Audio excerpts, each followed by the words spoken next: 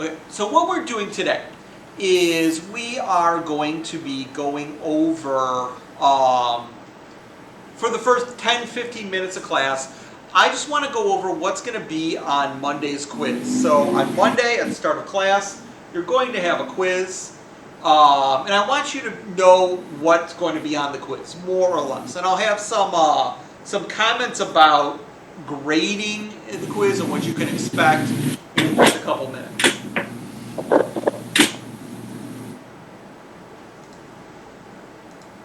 So that's the first thing.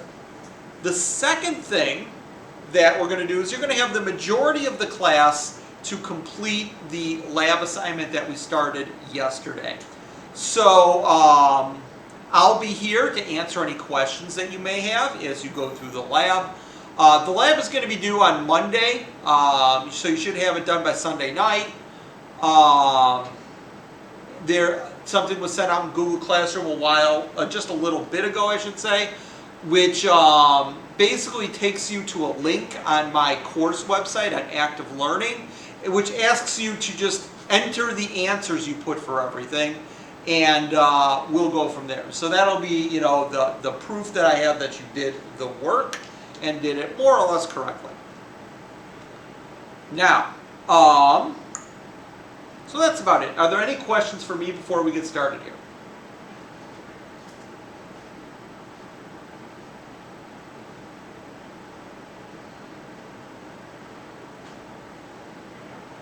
Yeah, I just sent you an email for the textbook registration. I saw that, and I forwarded that to my boss. That's not a lot that I can do, so we'll see what happens there. Thanks, Ethan. I did see that, and wheels are turning. Wheels are turning.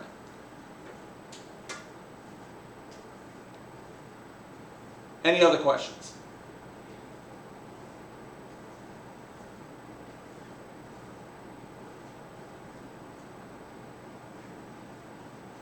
Okay, so Monday's quiz.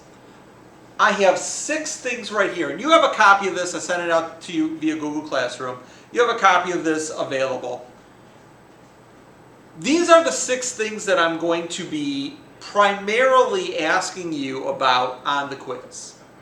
So I want to go through them, and I'm going to answer them for you right now. You'll probably want to have a notebook and something to write with handy so that you can write down some general notes here so that you can have them for Monday's quiz, because I'm assuming that you'll be using your notes on Monday's quiz. You're certainly allowed to, but you want to have those available. So please take a moment and have those available, and then we'll go from there.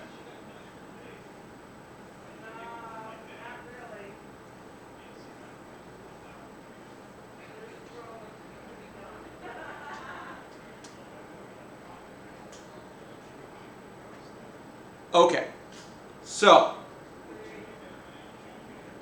for question 1, the first thing I say there is, how did Aristotle define motion? Okay, Aristotle said that motion was broken up into 2 categories, natural motion and violent motion. The second question, what is the difference between natural motion and violent motion according to Aristotle? Well, what he said was that natural motion represented the motion of an object going towards the place that it wanted to be.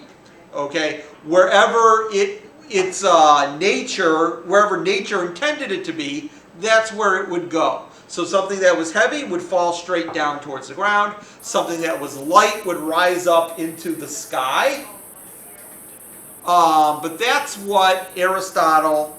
how Aristotle defined motion for natural motion. Violent motion was any other motion. So if you pick something up and begin waving it around, that's violent motion. But once I let it go, once I stop applying a force, natural motion will cause the object to sink down to wherever it belongs. Okay? What is the difference between natural motion on Earth and in the heavens according to Aristotle? Well, Aristotle said that natural motion on Earth occurred only in straight lines, either straight up or straight down. In the heavens, the planets were assumed to move in circular paths, around the Earth. According to Aristotle, the Earth was at the center of the universe, and everything rotated around the Earth. Question 2. What was Copernicus's contribution to scientific thought? Well, Copernicus was an astronomer who took very, very, very careful measurements of the position of the planets in the night sky, and then analyzed his measurements and came to the conclusion that Aristotle was most likely wrong when he said the Earth was in the center of the universe. Okay, according to Copernicus, the model that made the most sense based on his observations was that the Earth and the planets rotated around the sun. The Earth and the planets rotated around the sun. He waited till right before he was about to die to release that because he didn't want to go to prison or anything like that. Question 3. How did Galileo... Oh, go ahead, see. What's up? Copernicus said that Earth was the center, or that the sun was the center? He said that the sun was the center of the solar system. Sorry if I misspoke. Thank you. Okay. Question 3. How did Galileo explain why moving objects come to rest? And how is his explanation different from Aristotle's?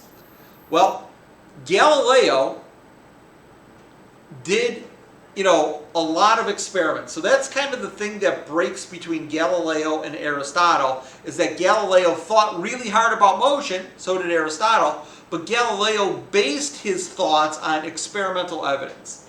And the conclusion that he came to was that objects don't have a natural place that they want to be. Aristotle's conclusion was that it was a force called friction that brought all objects to a stop. Aristotle would have said an object came to rest because its natural state was on the ground and at rest. Galileo would say that an object would continue moving. If there were no forces acting on it, it would continue moving forever. What we see causing everything to come to a stop is friction. So that kind of dovetails nicely into question 4. According to Galileo, how does a moving object behave in the absence of friction? Well, according to Galileo, if there's no friction or any other force acting on an object, a moving object will continue moving forever. That's what Galileo had to say. Number 5. Who used experimental evidence to justify his ideas on motion, Aristotle or Galileo? It was Galileo. Aristotle was a philosopher. He just thought really hard about stuff. Galileo thought really hard about stuff, but he tried to prove his thoughts using experiment. And that's kind of the big idea behind science, is that you have to prove whatever your ideas are true in the natural world. And then 6. Define the following terms: mass, weight, volume, density, and inertia. Mass is the amount of matter present in an object. The unit we commonly use in this class to measure mass is the kilogram. Weight is the force that gravity exerts on an object that has mass. Weight is measured in a unit called the Newton, and then the Newton is used for every other force, weight and everything else that we'll do in this course. Volume is the amount of space an object takes up, and it's measured in cubic meters in this class, for the most part. Density is a property of a material and tells you how much mass you have for every unit of volume. So it tells you how many kilograms of mass you have per cubic meter of material. Density is an inherent property of an object. So you can take an object, you can chop it in half, and you'll have two objects with smaller masses and smaller volumes. But the density of the object is an inherent value, and that remains the same. Density is measured in kilograms per cubic meter. Finally, the last term, and this is going to be a big term for next week, but just wanted to introduce it this week because it's kind of one of Galileo's contributions, the idea of inertia. And inertia is the resistance that an object has to a change in its motion. Inertia is related to mass. Objects with larger mass have much more inertia. It's really, really hard to stop a moving object that has a large mass, like an 18-wheeler, versus something that has a very small mass, like a ping pong ball. You can easily stop a ping pong ball from moving. It takes a lot of force to stop a moving 18-wheeler. Those are the main ideas I'm going to ask you about on Monday's quiz. Now, Monday's quiz will probably be about 7 or 8 questions long. And this is going to be a pretty simple quiz because it's mostly just definitions. But what you can expect from every test and every quiz in this class is the following.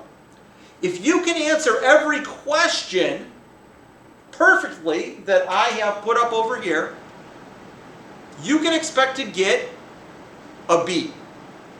Okay? Now you might be a little confused. You might be saying, hey, Burrell, if I answer all that, why don't I get an A? Well, this is an honors course. And in an honors course, I not only expect you to be able to learn some facts, but I expect you to be able to use those facts in situations that maybe weren't exactly taught in class. Okay, new situations. That's what separates an honors class from a non-honors class, is that I expect you to be able to do a little thinking on your own. So if you can answer all these questions, you'll get a B, straight out. There'll be another question on the test here, which is going to be a little bit different. It's going to be related to everything that's on here. It's not going to be out of left field. So it's going to be related, and I'll even tell you it's going to be related to density, mass, volume, that sort of thing. So there's a question on the test that we haven't gone over directly. If you can answer those correctly, you'll get an A. You'll get an A. But that's in general my philosophy for giving tests. Are there any questions on anything that I've just covered before we move on? Is most of the test multiple choice? Very little of the test is multiple choice. I think there's maybe 1 or 2 multiple choice questions on it. It's mostly fill in the blank. And it's going to be on the active learning site.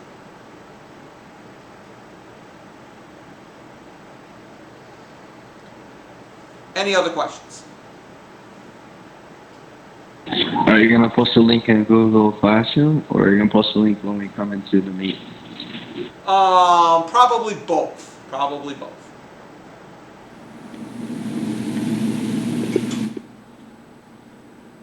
Any other questions? Are there any word problems on there? No, we haven't gotten to the mathematics part of the class yet. That'll probably start next week. So yeah. So no word problems. No word problems.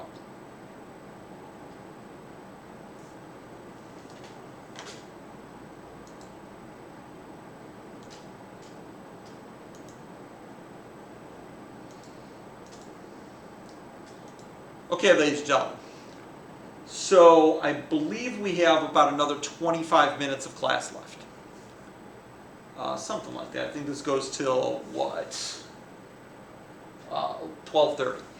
I'm going to give you the remainder of class to work on the lab assignment. I'll be here to answer any questions that you may have.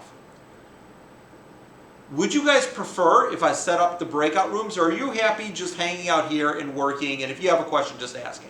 What do you guys prefer? Here. Here is fine. I'm working here. Here. Okay, the here's have it. Again, I'm going to be right here. If you have a question, you can post it in the chat, or you can just shout it out. Make sure to tell me who's talking so I know who I'm talking to. The remainder of this period is yours to work on that assignment. On Google Classroom, I just sent out something. You'll have to enter your work into the active learning site, just so you know, okay? It's not letting me get into the actual thing. What It's just thing? telling me the test. I don't understand what you're talking about, Saeed. Share. Let me share the screen.